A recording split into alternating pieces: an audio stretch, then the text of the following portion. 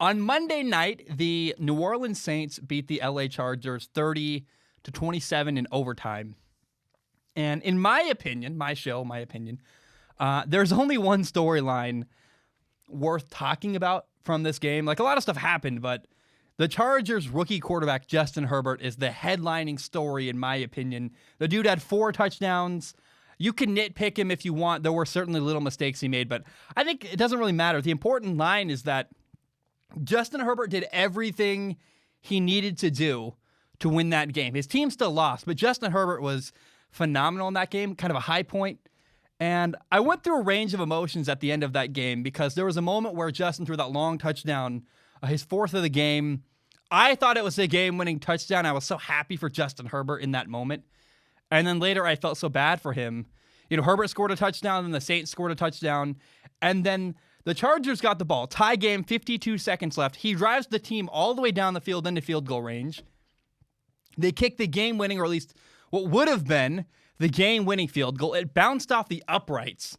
And you're like, oh, dude, I felt so bad for Justin because he really played a great game.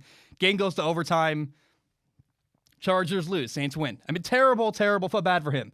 And context matters because Justin is playing before he was supposed to play. Before anybody expected him to start, Justin Herbert became the starting quarterback of his team. Not to mention there's a bunch of injuries all around him on the Chargers roster. And yet he's playing very well, good enough to win. That deserves a round of applause, a lot of respect. Says a lot about him as a human being as well, his ability to handle all of that and then do well. Justin Herbert, well done. We'll dive into him in a minute. I want to also say that 3 teams, the Washington, the Detroit Lions, and the New York Giants, could have picked Justin Herbert, and they did not. Now, I wouldn't have picked him. I was, at the NFL draft, I was not a big Justin Herbert believer because I guess I'm an idiot. They could have picked him, though, Washington, New York, and Detroit, and they did not. And they could have Justin Herbert. And I let the Dolphins off there because the Dolphins got Tua Tagovailoa. I think he's going to work out just fine. But I know that Lions fans and Washington fans in particular really wish their team had drafted Justin Herbert. I know Giants fans are like, well, we had to see what Daniel Jones had, fair enough. I got to be honest, though, and I said this at the time that Justin was drafted too. I want a little bit of credit at the very least. I said that Justin went to a great place for him. He got good offensive coaching, 2 good receivers in LA. And again, they have a wise, cool-mannered offensive head coach, Anthony Lynn, and then a great quarterback coach, Pep Hamilton, who was once the quarterback coach of the Washington, what was the team name? The XFL team, the DC Defenders, in the XFL. So Justin went to a really good team suited for his skill set. And I look at Justin, like I watched him on Monday, and my thought was, yeah, this kid's good enough to do well anywhere. Like, you could put him on any roster, and eventually he would have succeeded. He's just that good. But I don't feel that if he'd gone to Detroit or Washington, he would have found success this quickly, right? He's very talented. At some point, he would have made it work. He's a great quarterback, but it would have taken him a little bit longer. Having 2 defensive-minded head coaches in Detroit or in Washington, plus both rosters are not as good as the LA Chargers. Now, LA gave him an opportunity where he could succeed much quicker. Again, he still would have succeeded either way, in my opinion. Now that I've seen him in the NFL, I go, yeah, he looks really, really good. And I love nearly everything I've seen from Justin in the NFL. I'm excited to do a film analysis down the road. That's probably where you'll get the tagline where I say, I was wrong about Justin Herbert. We'll have a fun moment. That's coming down the road. We'll do a film analysis after the year is over. And I know a lot of people want to hear me say that, and we'll get there. Have a little bit of patience. But one thing I will already say I was very clearly wrong about is Justin Herbert's leadership. I also want to point out how I contradicted myself at the time. I was questioning Justin Herbert's ability as a leader. And I often say, though, this is a weird contradiction. I usually say that loud doesn't necessarily mean leadership. Loud does not mean leadership. A lot of people, especially in America, we think to be a leader, you need to be the loudest guy in the room. And it's just not true. And I watched Justin Herbert's both his post-game press conference on Monday, then the way he played in the game, additionally with that. And the dude is a leader. People want to follow, particularly his teammates. They want to follow Justin Herbert. So I was just wrong about that. I don't. I also want to say I have no regrets though. I don't. When I watched Justin Herbert's film in college, I saw a lot of things I didn't feel good about, and it looks like I was wrong. But I'd rather share my honest concerns and be wrong than suppress my opinion. And I gotta say, I'm really getting tired of dealing with this angry mob of Justin Herbert fans. It's kind of driving me crazy. I'm just gonna keep being myself, say what I believe. That's how I make content. And the minute you give into an angry mob and compromise what you say to pander to a group of people, that's when, I don't know, that's when you run into really big problems. Because I will never say things to make people happy. If they like what I say, great. But I say what I believe. And that's a very, very important thing to do. I'm not going to give in to an angry mob. And I remember this offseason, there was an angry mob mad at me. I watched film of Dwayne Haskins, and I pointed out the dude has an accuracy problem. And oh my goodness, man. Washington fans, Dwayne Haskins fans, they went crazy. They were so mad. How dare I point out that Dwayne Haskins might struggle with accuracy? I got called all kinds of horrible words I'm not going to repeat on this show.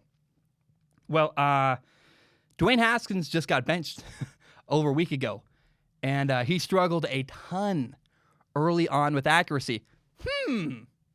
Even though the angry mob didn't like it, I was right. So even though it looks like I was wrong here, I'm going to stay to myself and keep saying what I believe and pointing out things that I find problematic.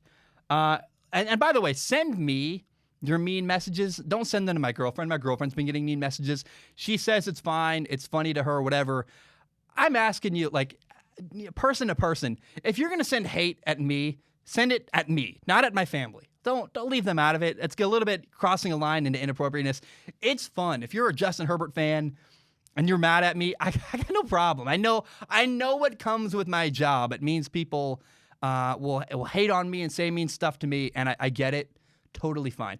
But leave my family out of it. I know, like my girlfriend, she knows who she's dating. She knows that part of what comes along with that is mean messages occasionally, but I'm just asking you, as a human being, please respect my family. Leave them out of your feud with me. That's all I'm asking. I also got to say, watching Justin Herbert in the NFL, it gives me a lot of questions about Justin's college coaches at Oregon. Because it's a fact. I mean, you can dispute this if you want, but it's a fact. What I saw is that Justin made the same mistakes year after year, over and over again at Oregon. Now, in the NFL, he's working like a sponge. I mean, he really is soaking everything up, taking in a ton of information. So, number one, credit to the Chargers offensive, what am I saying? The quarterback coach, Pep Hamilton. The offensive coaching clearly in LA is really helping him. Pep Hamilton, I'd love to be in those meetings where Pep is coaching up Justin Herbert. I bet it's awesome. And then number two, what went on with Justin at Oregon? Why were the mistakes repeated over and over and over again? Why did it feel like there was no progression from Justin? Obviously, Justin was really good at Oregon. They won a Rose Bowl to end his career. Like, he's a good quarterback, and he was even at Oregon. But why was there so much inconsistency, and why was it not getting fixed? Was it that taking college classes was hard to manage, and maybe that was dividing his attention? Was it that maybe being in his hometown is a little bit problematic? Did he get bad coaching? Something behind the scenes was kind of weird with Justin Herbert, because I live in the Portland, Oregon area, and I saw Justin Herbert play pretty much every single weekend. And more often than not, I saw habits that made me nervous, and I don't know why that wasn't fixed by Oregon's coaching staff.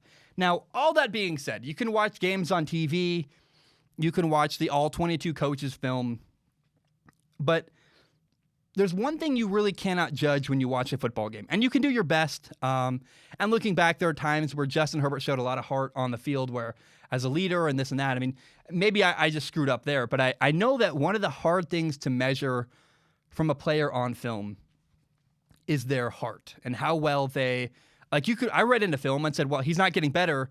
There must be some kind of mental breakthrough. Why is there like a mental block there? Why is he not getting better that way? And I blamed things on Justin that I think are more clearly the fault of his coaching. And so I want to say, man, I honestly think it's really cool to see the leaps and bounds that Justin has made as a quarterback in the NFL. It seems like the Chargers got their quarterback. I'm really happy for them. I'm happy for their head coach, Anthony Lynn. I hope he keeps his job. I really don't want to see LA fire Anthony Lynn. He's a great guy, good coach who is just getting started with Justin Herbert. Like, oh my gosh. And by the way, if Justin can clean up a couple things, he's already becoming a problem very quickly for the NFL. If Justin can make a couple little tweaks, like not miss an out route at the end of the game, not throw that nearly interception, there's little things he needs to clean up. But as Justin Herbert, or maybe even recognizing pressure a couple times, if mentally Justin can keep getting better, the sky's the limit, man. It already is, but oh my gosh, I mean, the potential Justin has is terrifying. So I'm happy for LA. I'm happy for Chargers fans in general. And props to Justin Herbert, man. I got to say, he clearly is working his butt off. And Justin Herbert deserves a ton of credit, man. He's playing very, very well. And I think people think I hate him. I don't hate the guy. I really, I'm happy to see him do well. And he's certainly proving me wrong so far. 5 games into the year, making me look like an idiot, which I don't mind. I never mind being wrong. And I'm very happy for Justin Herbert, playing very well. Happy for Chargers fans. And very, very fun to see the growth that Justin Herbert has made very quickly in the NFL, and I love to see it.